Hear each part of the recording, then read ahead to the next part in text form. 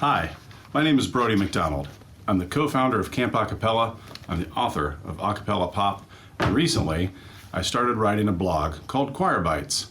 ChoirBites.com is a repository of tips, tricks, fun analogies that are designed to help you and your students have better rehearsals.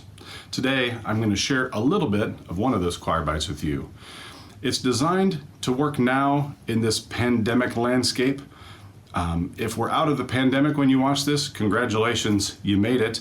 It works then too, and of course, these things can be adapted also when you have a need for sub-plans.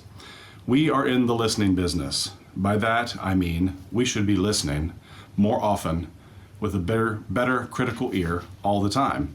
We should be listening not only in rehearsal, we should be listening to the director, to the singers around us, to attacks and releases. We should be listening to the tonal center. But outside of rehearsal, are we listening? Are we listening to find ambient noises? Are you the kind of person who harmonizes with the air conditioning hum or the sound of a vacuum cleaner, the beep beep of a backup truck? And are you listening to find new genres of music? Now that we can explore everything all the time, are you actively seeking out new styles, new performances? For instance, you can take a piece that you're working on in your choral ensemble, and you can listen to 10 different ensembles do the same piece. What ways are they similar? What ways are they different? As a director, this is a wonderful chance in an e-learning or sub setting to have students on their own time listen to multiple performances of a song and then compare and contrast. You can frame the discussion for them. Please listen to these 3 versions of compare and contrast. Which one did you like the best and why? Also, we can guide students in terms of listening with a critical ear. Listen to the following example. At 45 seconds, there will be some out of tune singing. Which section is generating the out of tune singing? At 1 minute 30 seconds, right? What do you hear? You can direct students to listen for ragged cutoffs or for improperly matched vowels.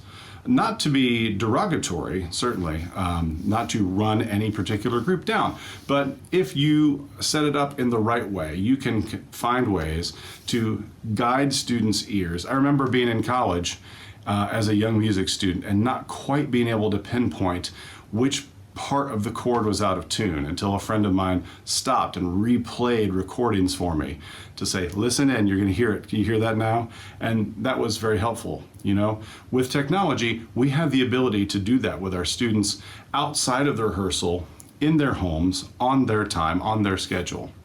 Another thing we can do is we can guide students into listening to more types of music. I'm going to focus in on 2 types because they are musics with which I am very familiar. I am a lifelong barbershopper since college, and I also, as I mentioned before, have really been immersed in the contemporary a cappella scene. So I'm going to help you with those first 2 genres. If you go over to choirbites.com/musicforall, choirbites.com/musicforall, I will have a special landing page, and you can find links to some curated playlists of barbershop and a cappella music that will help you explore some of the best those genres have to offer for you and your students. And of course, thanks to the miracle of YouTube and Spotify, these things are free to you. In addition to exploring new genres, I think it's important to calibrate our ears. When I was singing in a barbershop quartet, I remember going to a coaching session, and our coach, Gene Barford, would always have championship quartets playing as we entered the coaching session. Once I asked her about it, and she said, I'm about to try to make you better, and so I'm listening to the best right before you sing. I'm calibrating my ears. Isn't that interesting? What a great listening assignment or opportunity to take a piece, whether it's one on which you're working or just one you like, and to compare and contrast. Here is a pristine professional choir in a studio setting. Here is a high school choir live. What do you notice in the difference between the two? Again, this is not a derogatory thing as better, worse. This is, all music is valued, but we as listeners, can we detect the differences, right? Can we then become aspirational? We hear how a greater level of preparation can yield a greater result for the audience, which is our job, to please the audience. So I hope you will use this technology, use your brain to guide students through better courses of listening.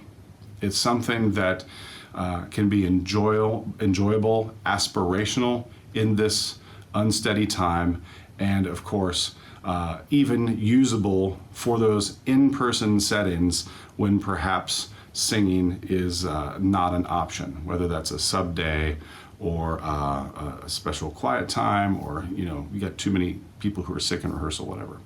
Well, I've prattled on long enough. So anyway, please go over to choirbytes.com and check out all the things I have over there.